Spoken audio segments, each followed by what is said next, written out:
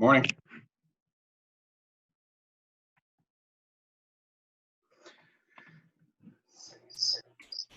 Good morning. Morning, man. Life treating you okay? Yeah. Yeah, I'm at my parents'. So been camping most of the weekend. Nice. Yeah. I got some land up here a few months ago. So And where's that? I got some land up here a few months ago, part of my grandparents' farm. So doing a lot of work on it. Where is that? Near Ferdinand, Indiana. Yeah. Yeah. So it's pretty cool. Checking out all my wildlife. I've got my local turtle that keeps visiting me. Oh yeah, cool. Saw a fox the other night.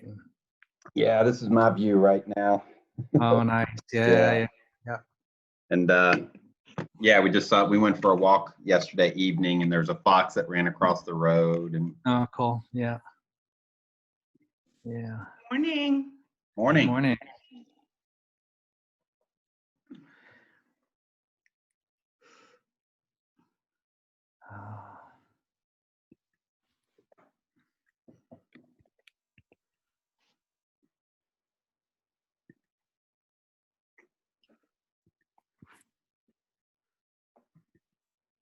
I had several teachers confirm they'd make it. I don't think I got anything from a parent, but Okay.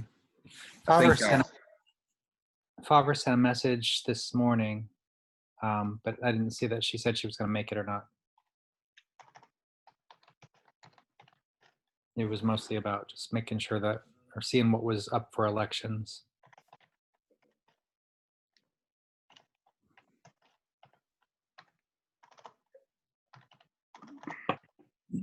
yeah, and I'll explain the rules for that. Is the PTSO runs the show, not us. Right. Yeah. You know, just like with teacher elections, the union runs that and that's by Kentucky revised statute. Right. Morning, Doug.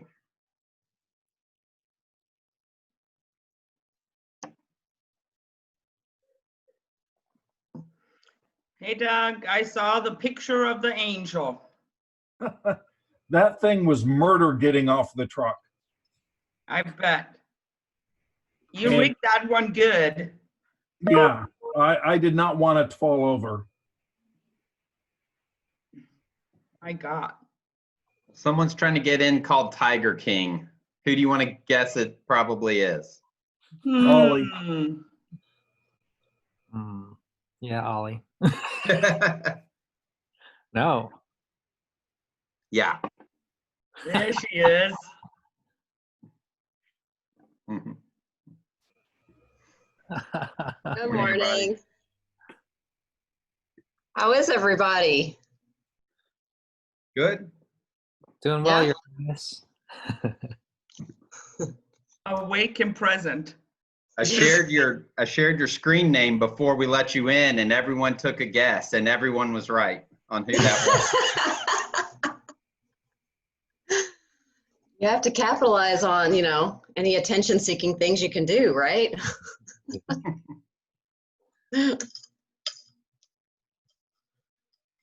What's some fun stuff everybody's been doing now that we're not working? I've been camping all weekend. Really? A lot of kayaking, yeah. Where did you go? I've got some land near Ferdinand, Indiana, and I've been kayaking up at Patoka. That's awesome. Yeah, it's been good. That's super awesome. My youngest daughter and I have gotten into biking. So we've been biking all these trails around here and at the different parks, and she's turning out to be a little daredevil. I could take her down these big hills and into some of these trails in the woods, and she's going for it. It's exciting. It's fun. I think we might be the only one doing anything this summer, though. Yeah.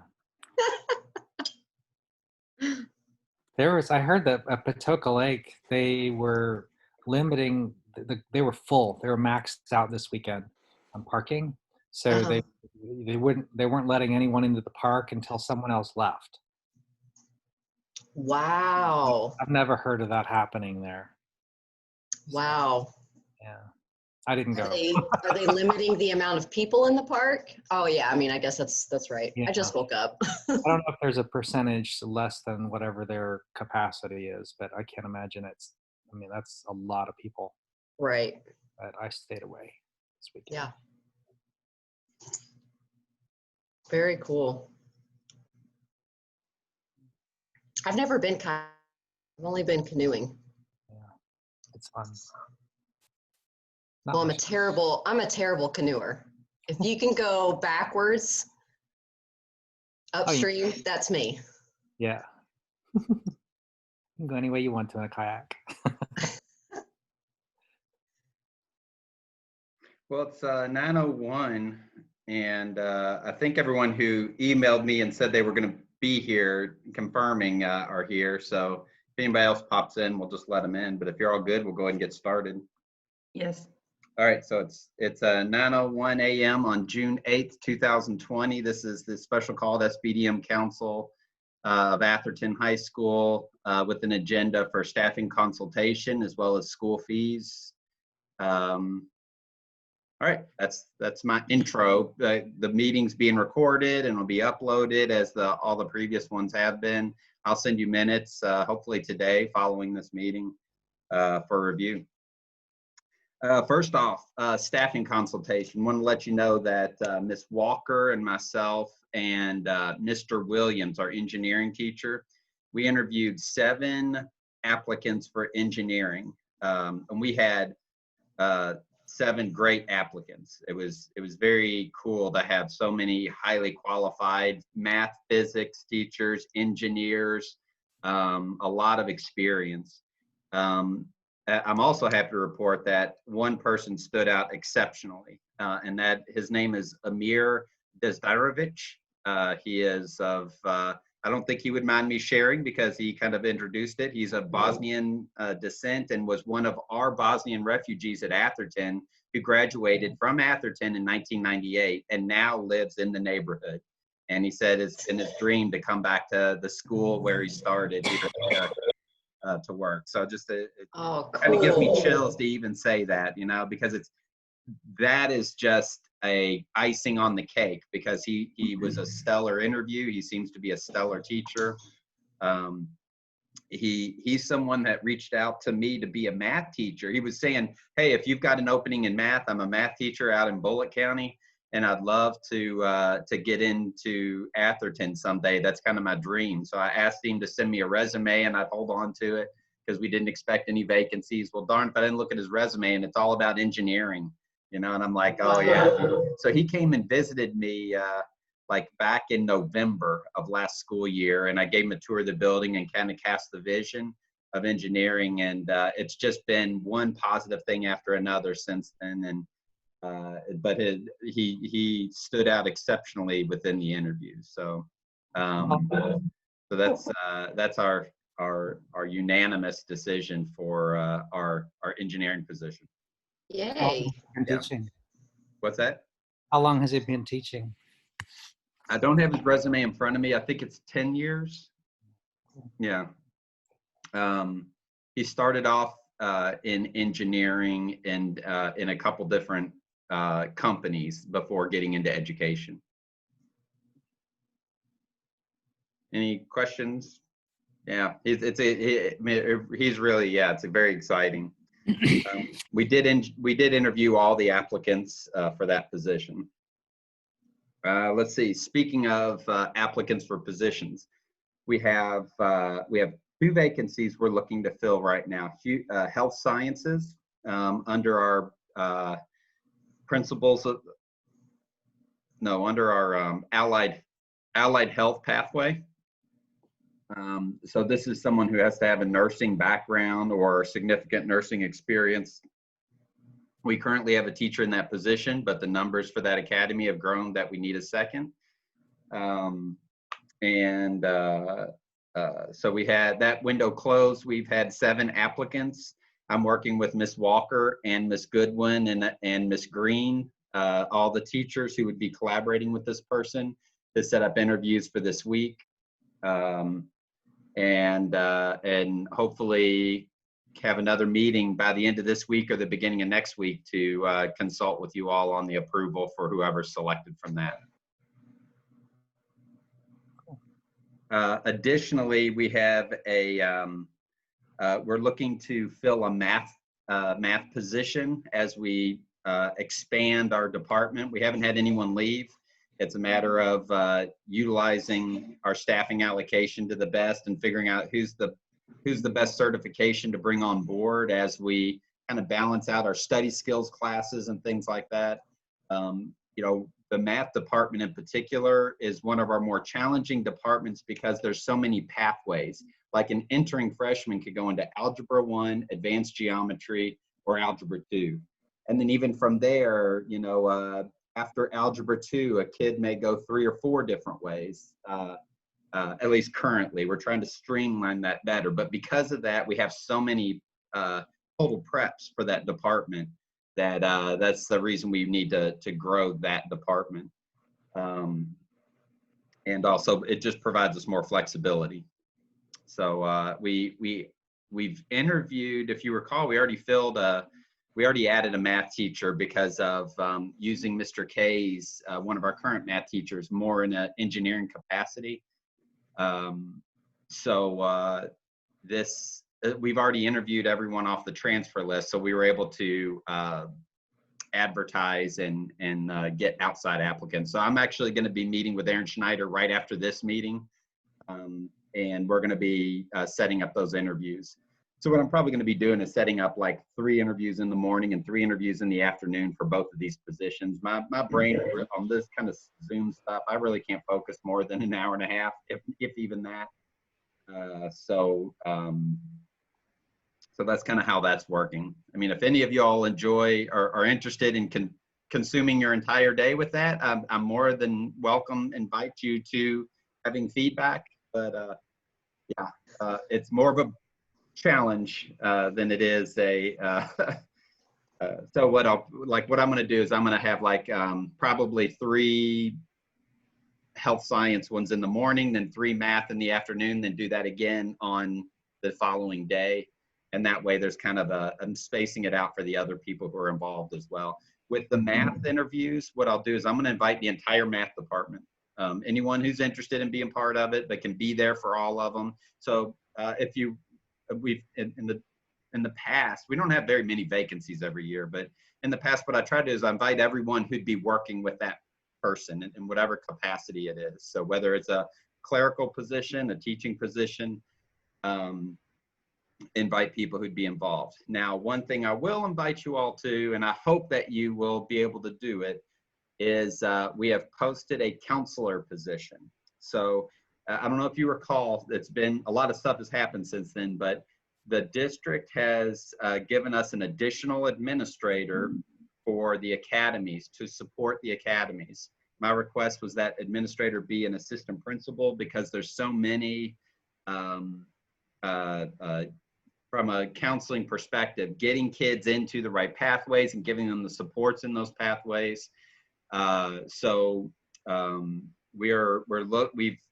We will shortly be posting it. I've already sent it in, but there's a new, oops, looks like we lost Ollie.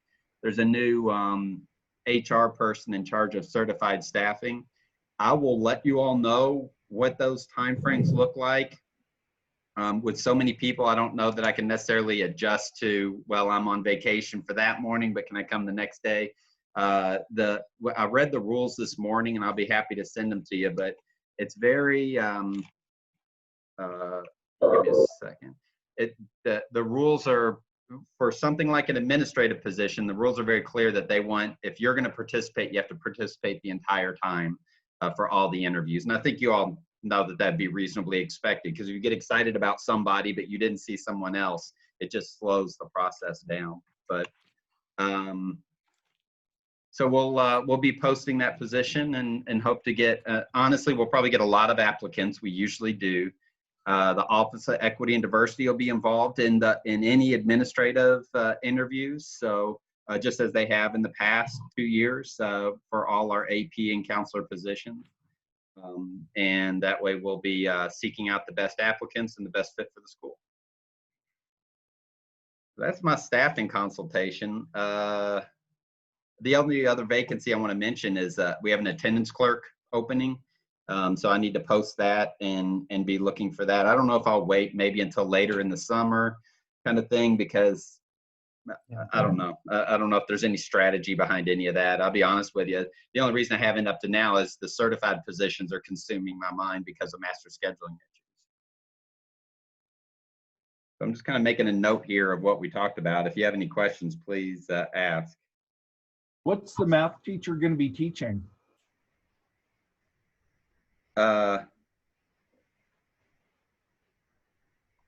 Multiple subjects. That was very helpful. Yeah. Those those who would be affected by the addition of a math teacher know what's happening and understand the impact on their schedule. It wouldn't change anything that we've already communicated to everyone else. Does that make sense, Doug? Yeah. Yeah, it's not going to turn over the master schedule and things will be shifting all around or anything. Are they going to have some of the study skills too? Is that, you mentioned something about study Yeah, skills? so the purpose of adding a new person is not to bring a new person on to teach study skills. It's to bring them on to be a math teacher and free up study skills to be strategically assigned in other places. Yeah. Yeah. Okay. So I mentioned engineering, health science, math, attendance clerk, and counselor. Thank you. I knew I was missing one. I'm pretty excited about this, adding another administrator. I'll be honest with you. 4 years ago, 2016, actually just 2018, we had really 2 APs and a retired one coming back and 3 counselors. We now have 3 APs and 5 counselors. And I'll be honest with you, you know, my philosophy from when I became principal in 2010 to when I went to Highland in 2016 was keep your administration as streamlined and minimal as possible so that you can maximize staffing with teachers. And what we ended up doing was we ended up having so many teacher allocations, we really couldn't fill the classrooms with them. So we cashed them in and we did a lot of renovation in the building.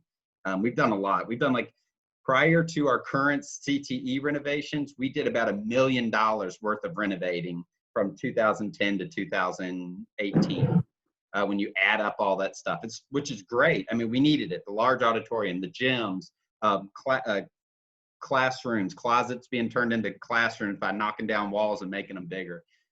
We maximized what we could do facility-wise, but now it's at a point where we need to start building up our capacity again. And with as many things that are expected to be done, we needed more administration. And I'll tell you, as an assistant principal at Atherton, a little over 10, 11 years ago, you know, things just fell through the cracks because it was like pouring a 5-gallon bucket of sand into your fingers and you're trying to catch it all. And you end up just doing a little bit of it because there's so much overwhelmingly being done. So, you know, this increase in administration, I believe, is going to be very supportive for both our teachers and our students, getting the job done, not in the way of we need more assistant principals monitoring teachers kind of thing. It's much more about, from my standpoint, it was much more about getting in the type of administrative supports that are going to provide the supports for kids that we know they need, and we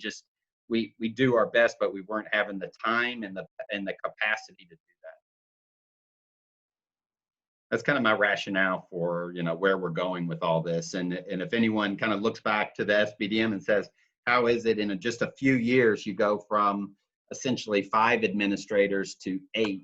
You know, we kind of understand where the need's coming from. It's not just the academies, even though the academies are funding it. It's coming from student need. The ability now for our counselors to meet in small groups with kids, to do book studies with kids, to be more accessible for kids, not only from a scheduling standpoint, but from a social emotional standpoint. Social emotional needs just overwhelmingly emerging. When I was meeting with the counselors for their summative discussions, end of year discussions, you know, they were just talking about the immense social emotional needs of our kids, and how helpful it's been to have more counselors, but also the mental health counselor and the homeschool coordinator coming into play, and then the assistant principals collaborating with that understanding of what social emotional needs are and how to balance all that, you know, because so often assistant principals are seen as disciplinarians and the counselors are seen as the counselor, you know. I don't know. I think the assistant principals probably see themselves like I did, more like a counselor than a security guard. You know what I mean? We see ourselves as working with kids to help figure out. In fact, I enjoyed our higher need kids because those are the ones I developed close relationships with, right? You knew their parents, you knew what was going on in their lives. Sorry, I'm rambling. I'm sidebarring a lot, but what I'm explaining is kind of the rationale for our need for what we currently have posted. And I like that. Go ahead.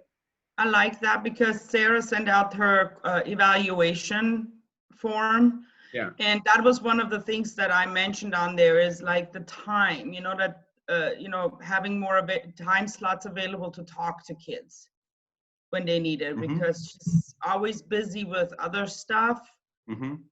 So it's hard. So having a fifth one there will be awesome to help our kids.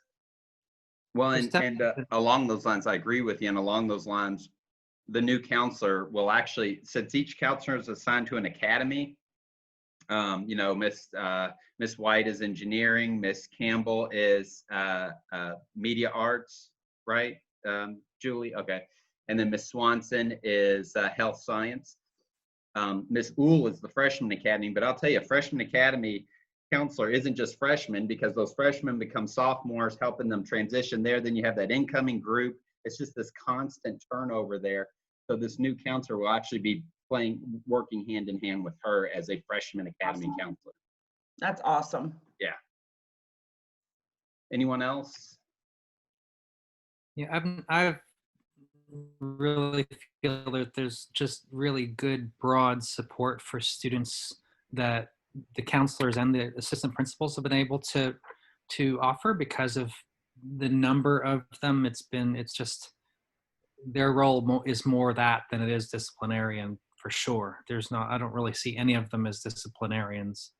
But they handle that in conjunction with everything else. But so much of discipline can be avoided. You don't need to have that disciplinarian type of mentality if you understand what's going on with kids, and you're able to like cut things off before they start. Cool. Agreed. Yeah, I agree. All right, can we, if there's no more commenting on staffing, I'll move on to school fees. So I sent you the school fee sheet. If you give me about 30 seconds here, I'll be able to pull it up on a shared thing as well.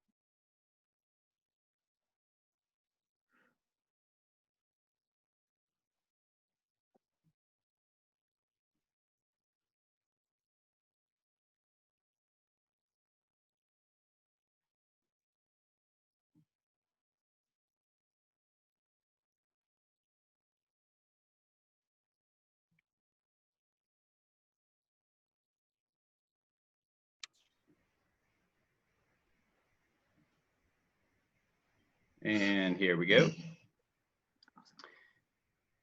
So we are required to submit to the district anything that we would consider charging as a fee associated with students taking a class. It's different than a fundraiser, and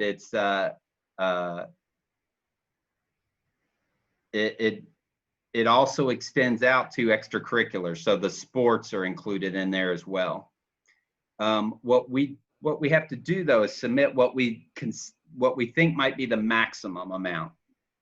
Now, I'll be honest with you, in 2010, when I became principal, we had fees associated with every single class, math, English, science, social study, any class a kid would take, there were fees associated with it. When I did an analysis, I found out that not only were we sitting on about $300,000 of surplus funds, we were also not spending these fees that we're collecting from. They were going into a different account, and it was just accruing into the tens of thousands of dollars. So one of our goals was to eliminate fees altogether that were not being used directly on a student that year. If we collect a fee from a kid, we should be using it for a purpose for that year that goes to that class or to that kid. You know what I mean? Not necessarily name on money, but if the world language department is collecting a fee, those $5 fees need to be spent on kids. And traditionally that $5 is almost always eliminated through the world language, the festival, the World Language Festival in the spring. So we're going to actually have a little bit of surplus because that didn't happen this year. But I know we have a lot of consumable materials that kids use throughout the year in the world languages. One thing I wanted to point out, I'm going to point out a few things where it says new fee to it, but let me go over the old fees first. So world languages collect $5. You notice there's nothing for a standard English, science, math, social studies. There's no like just standard fees we put on kids to buy markers and stuff like that. Now the arts, you know, the visual arts do use a lot of consumables. So that's, that does cost a little more. If a student is on fee waiver, they're exempt from this fee. So, and honestly, if any family's ever expressed a financial strain and they communicate with our bookkeeper, we've either done a payment plan or a reduced payment or whatever's appropriate. So it's just a matter of having a conversation. When you're looking down through here, these fees associated with our performing arts are usually consumables by way of materials or music sheets. You know, like you have to, when they're performing music, they actually have to buy the music, not just the paper, but they're buying the fact that they're performing something that someone else created. They have to buy those rights. So it's kind of like a copyright. That's where all this stuff, those fees are coming from. This 250 is just you notice it's just a number we put on all the athletics. That's for when coaches, you know, baseball may collect $75 from each kid, and then they do fundraisers all year long to reduce their total financial need by students. You know, other sports, archery is a good one. You know, we do a lot of fundraising through the tournaments. And the only, I think, where is archery? There it is. You know, the only thing that they pay for, the kids pay for, are their tournament registrations fee when they go out and compete in a tournament. So, you know, even though we were, you know, originally we put $250 on that, we know that archery never does that. But everyone else, that's just the maximum amount. That's not necessarily the amount that every kid will be charged who is trying to play in an extracurricular. And again, these are subject to fee waiver as well. And then finally, it's the clubs, other things that we do that we collect, the clubs will be paying for. That's usually for membership fees and stuff. But if it's required for the kid to be in the club, for them to pay this, then we have to submit it to the board and say what it is and what it's for, if that's ever needed to be explained.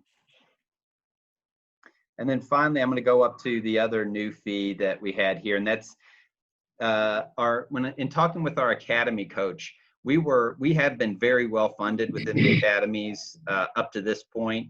But at some point the well's going to run dry, and funds in the district are being redirected towards new construction, the taxes that have been approved by the board and going to be subject to the community input.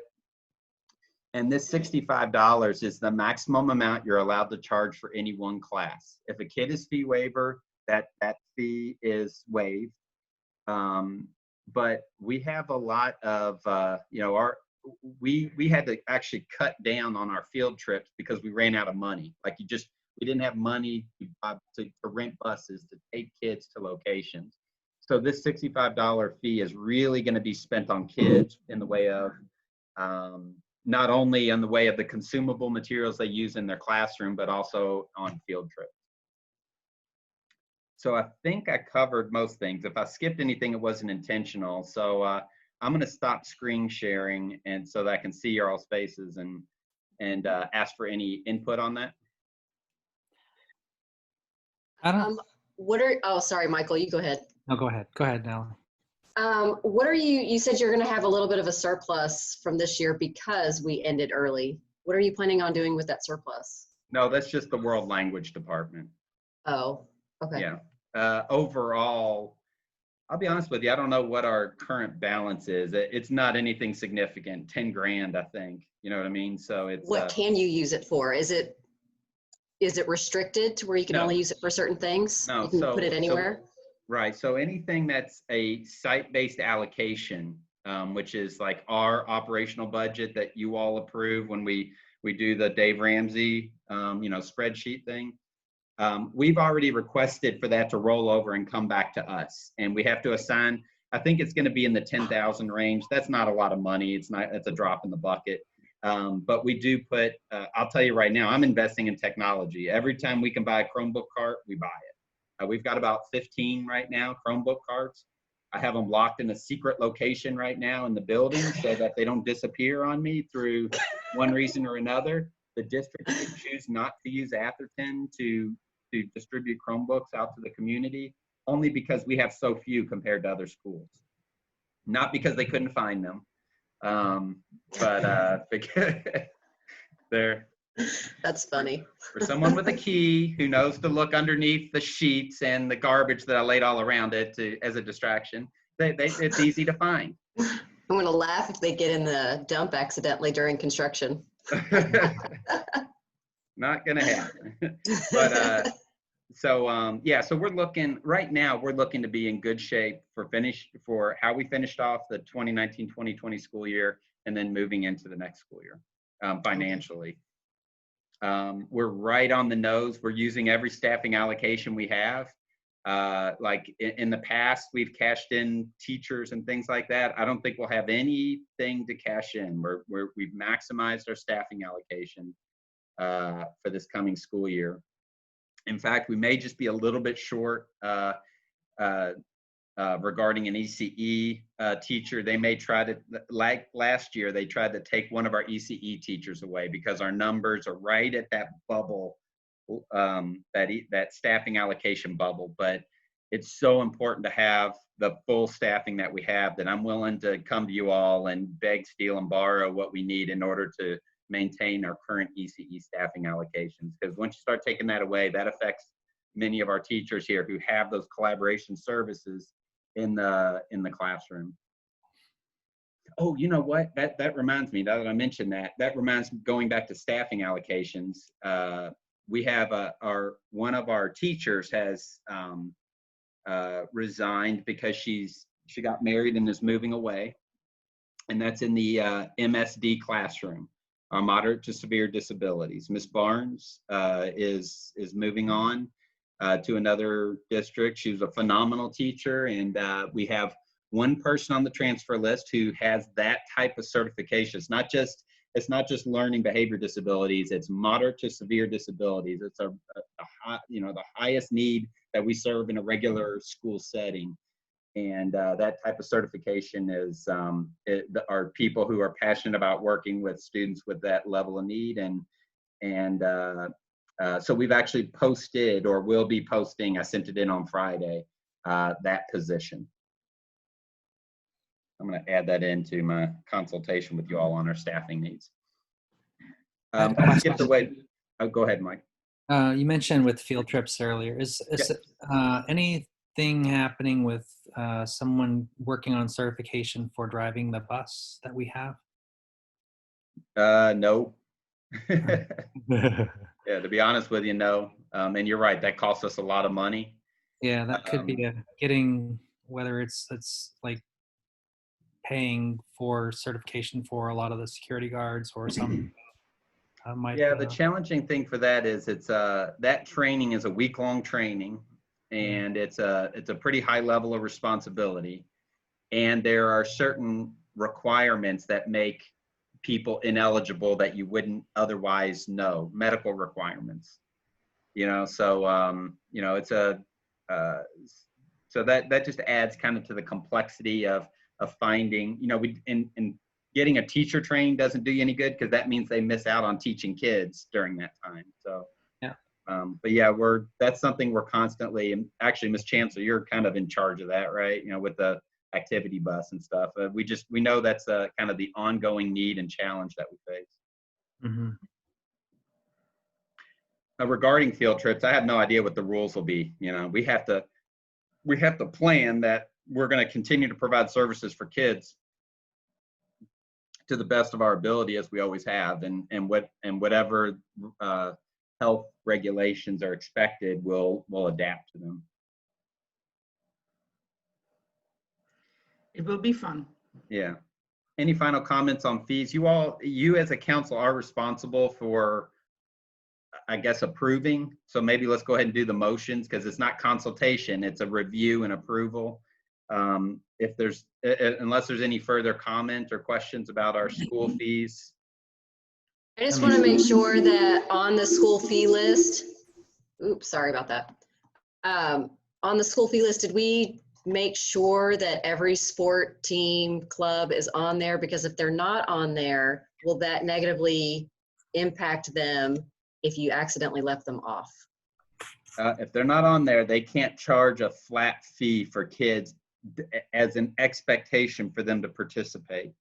There may be sports that they don't expect to collect, or they don't require a fee for the student to participate. It could be either optional, they sell, they do fundraisers in order to generate money. But like if your kid is on a certain sport that's not listed on there, the coach is not going to be able to come back and say, well, you have to pay, everyone has to pay $20 in order to participate.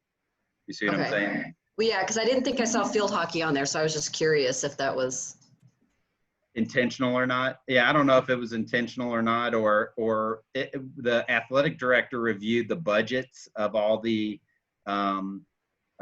sports, and to see whether or not they'd done this kind of stuff in the past. So it may just be that it hadn't been done in the past. Mm-hmm.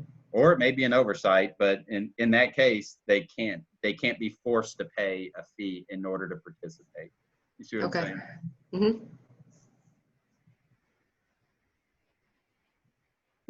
Motion to approve the school fees. Second. All right, do we have consensus? Okay. And that's really the only thing we can officially have on the agenda, but I feel like it would be negligent to not at least start the conversation, and I don't want to invest too much time, because we may need to call another special called meeting with this as the agenda item. But given what's happening in our city and across the country, what I'm interested on the direction that our site-based council would be interested in exploring or taking or investigating with regards to the impact on our students. I think much like you all, I'm watching the news, and I'm listening to Dr. Polio's addresses. I'm watching the videos that he's had, the statements that they've sent out, and what type of response our site-based council would be interested in exploring that would be appropriate for us as a team regarding what's happening, and the potential for how we would be addressing that in the near future. I'd like to see some kind of a statement that we could put out pretty easily that just says how we, through every policy, we look at it from all the different lenses, to where we're double checking, and we have amended a lot of policies recently in this past couple of years to make sure that we are not having biased policies be a part of what Atherton is. I agree, and I know that you're not on social media, Tom, and it hasn't been directed at Atherton, but there's been a lot of pushback against schools that haven't made some kind of a statement. Mhm. Yeah, I think it would be very helpful for us to have some things out, and I think people understand that, but it just reinforces how we are, as different as we like to think we are. Do you want me to have somebody read it before you put it out? Because I read somebody's for a different thing, but I read somebody for an LGBT event, and I had to tell him that some of his phrasing is not what he meant it to be. If there's somebody in the community, you're gonna have read it before you put it out. Go ahead. I also would want to make sure that it went beyond. I agree that we need to have like a statement about our policies, that we've, made sure that we've done it from a particular lens, but we also need to have that personal element. We talk about Atherton being a family, and our family members are affected right now. And in particular, when you live because I live here in the Highlands, and so we're hearing the protests every night, and it's awesome how our community has come together to show support and has welcomed the protest. So I think that's very, very important that we touch on that human aspect as well, that we are a community, we are a family, and we stand behind everybody in our school and our community. I don't know how you would phrase it, but I just want to make sure that we go beyond just saying that we do policies. Ms. Terrell, you were going to speak earlier, Sandra?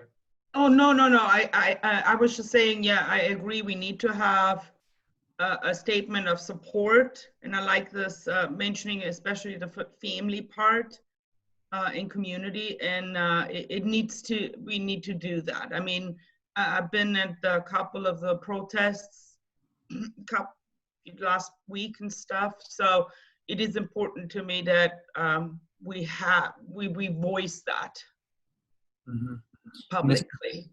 This is Pride Month as well. So just making sure that we are proud. We are proud of all of our people. Doug or Jelani, have heard of it from everybody else, so just a thumbs up or whatever you want to say? Thumbs up, yeah, I agree. I think it'd be important.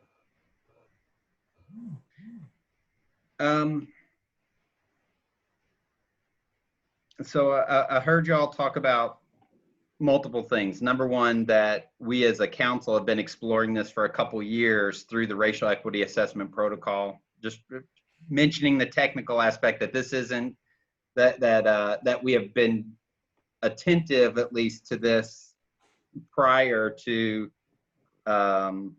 recent events, but also recognizing with recent events kind of that Atherton family, and that we have our family who are affected by this. All of us are affected by this in one way or another. And like for me, like I approach it from a very, I'm just going to flat out say it, a religious standpoint. And the service yesterday focused on, until we all see each other as brothers and sisters, we don't understand we don't understand how to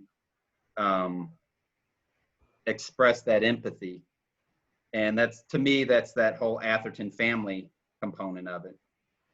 So, but see, I'm not in the, like Julie said, I'm not on social media, so I don't know like what the lingo is that, and like Shannon said, like within the LBGT community, there's certain things that you said a year, 12 months ago, that was the right lingo, and now it's not, right? I don't mean like that. The one I had to correct for somebody, he said that somebody living their choice. I'm like, you don't use the word choice, because that's Right. not how it is. Yeah. Things like that. So you need to watch your phrasing, because on social media, one of our local businesses just got in a lot of trouble because they kind of like, oh, we don't put up signs for Black Lives Matter because some people get offended. But so they kind of backed off of that, but it's gonna, you don't want that out there for Atherton either. So, I mean, short of just reiterating what the district is saying, which I think is, I mean, the International Baccalaureate Program has put out a statement. Kentucky Department of Education has put out a statement. JCPS has put out a statement. It sounds like what you all are saying is Atherton needs to put out a statement as well. Mhm. So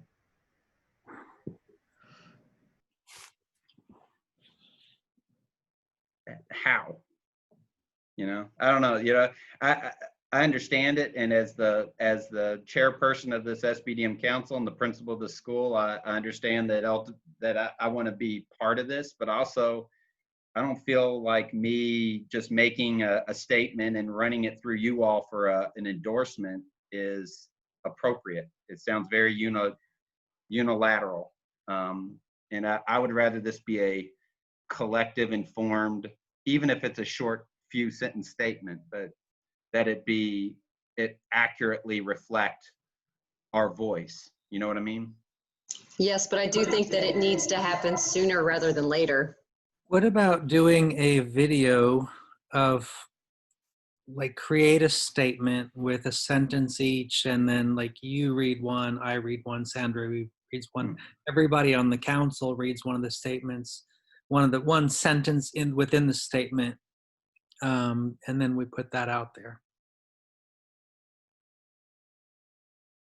I like that, Michael. I mean, because it's been working for our students to do. It worked for our teachers and faculty and staff to do. So that could be. It seems like the way things are going. But it could be a written statement then as well. So how would we compose that? If that's the direction we want to go, who wants to be involved in it, and what would be the next step in that? Because, you know, having this develop over the course of the entire week sounds like it would be too slow. Yeah, right. No, it seems like something should, if we could write it today and have people record tomorrow,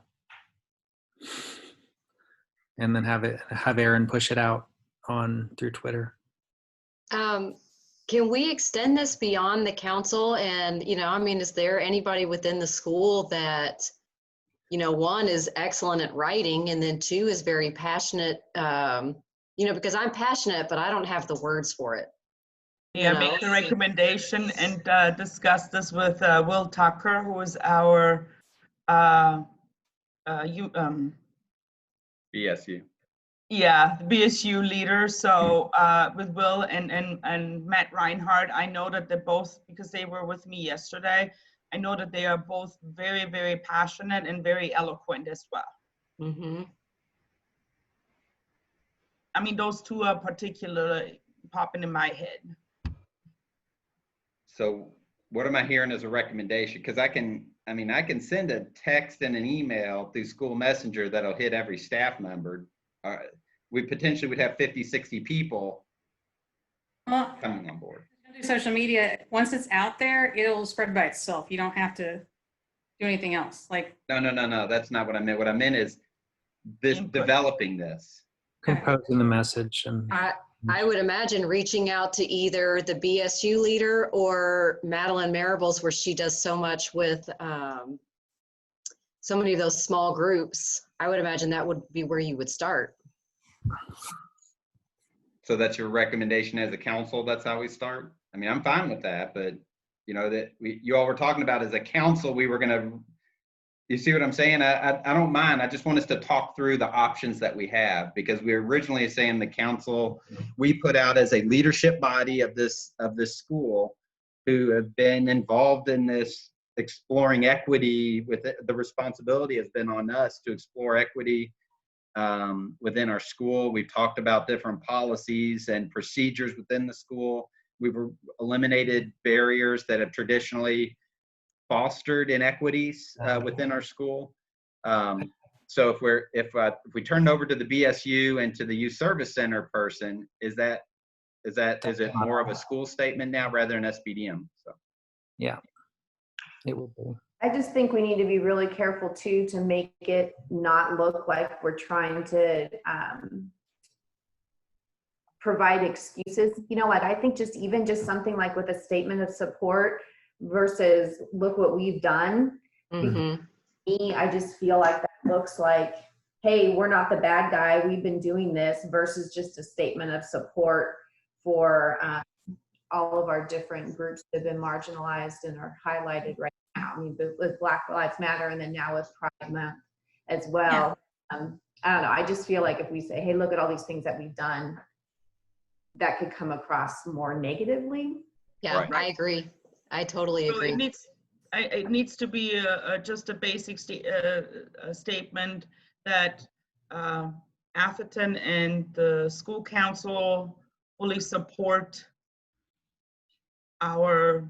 Of all of our students and staff, and there, you know, yes, I think it just needs to be a short little minute of support.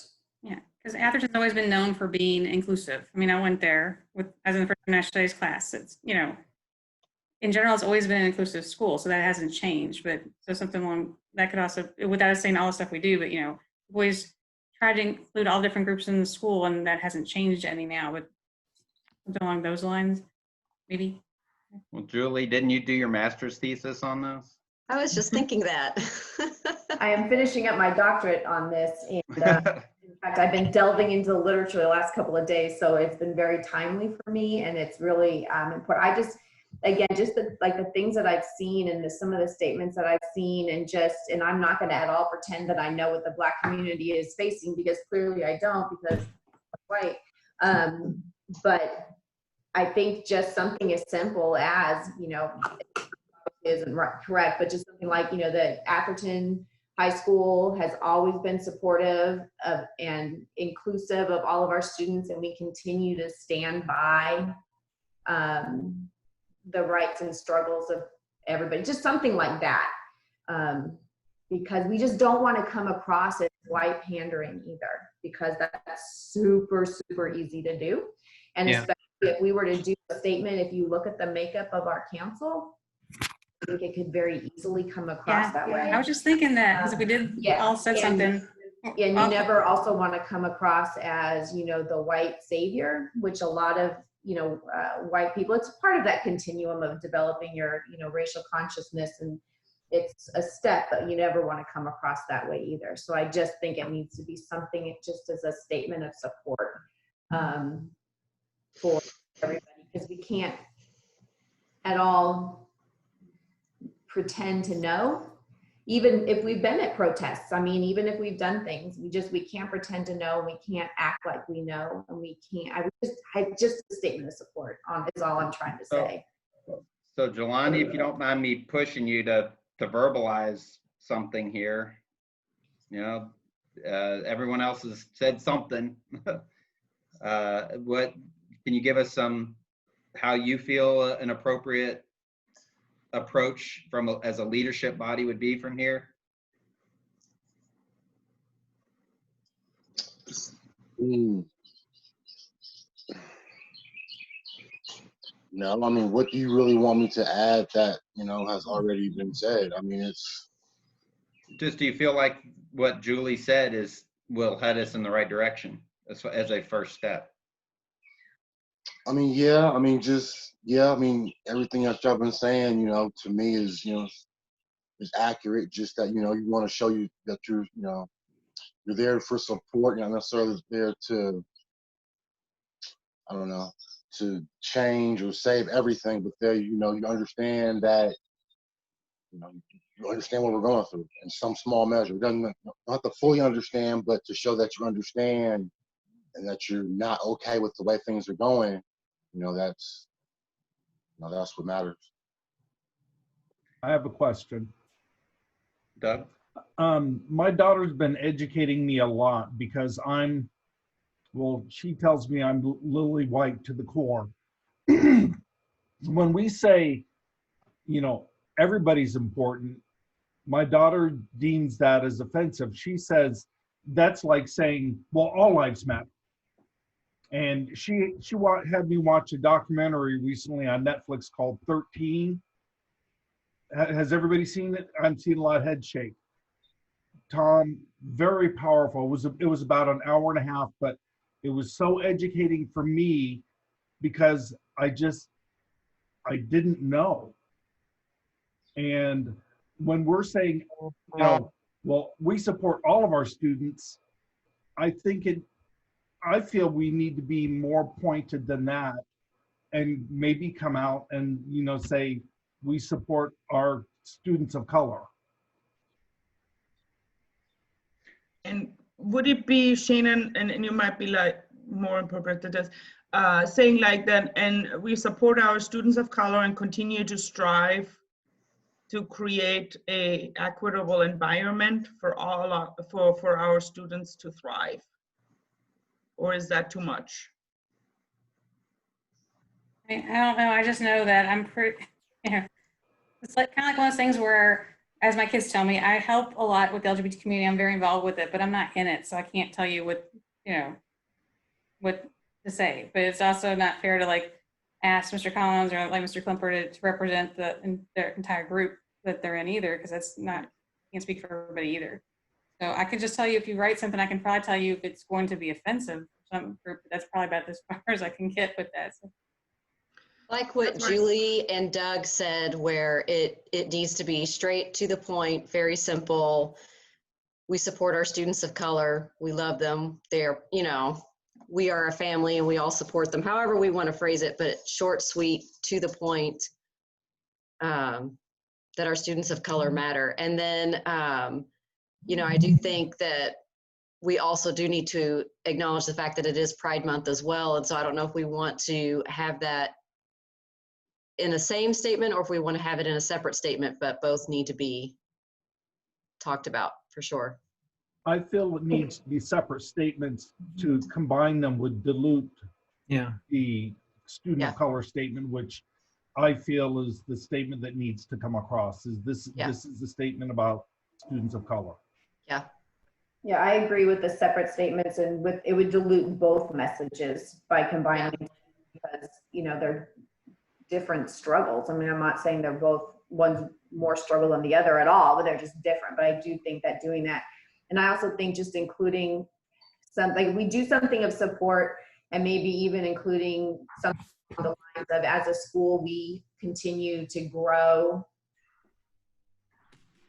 with our, something along the lines that we're continuing to grow with our work with our students of color, because that way it's showing our flaws, because obviously everybody has flaws when it comes to this, and maybe can lead other people to think, like Doug was just talking about, this growth mindset that we need to have in race relations, and maybe it could just lead people to realize that, oh, everyone does have to grow. I don't know, it's a touchy situation. It's hard, because you don't want to be offensive, and especially when you're not meaning to be offensive. That accidental offensiveness is the worst, because it's just bad, but just something.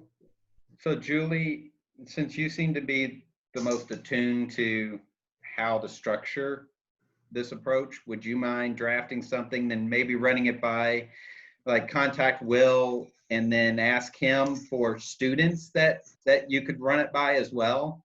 Yeah, I don't know absolutely. if you want to, I mean, I know we can think of a few seniors that were really instrumental in BSU, but maybe even our underclassmen who'll be coming back to us, next year, and having their voice be part of that, I think would be important to assuring that what we're wanting to convey is conveyed the right way, is what I'm hearing.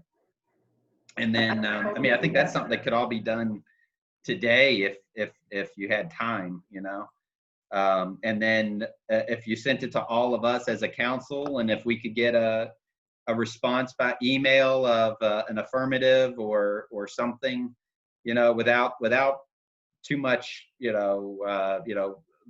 wordplay and back and forth with that. If Julie kind of came to us with a pretty firm message that we all felt confident in saying, this is a good this is a good first step in where we're at right now, I think that would be a good start. Mm-hmm.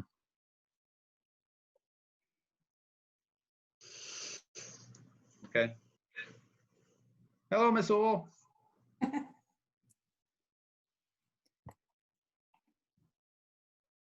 We actually started at 9.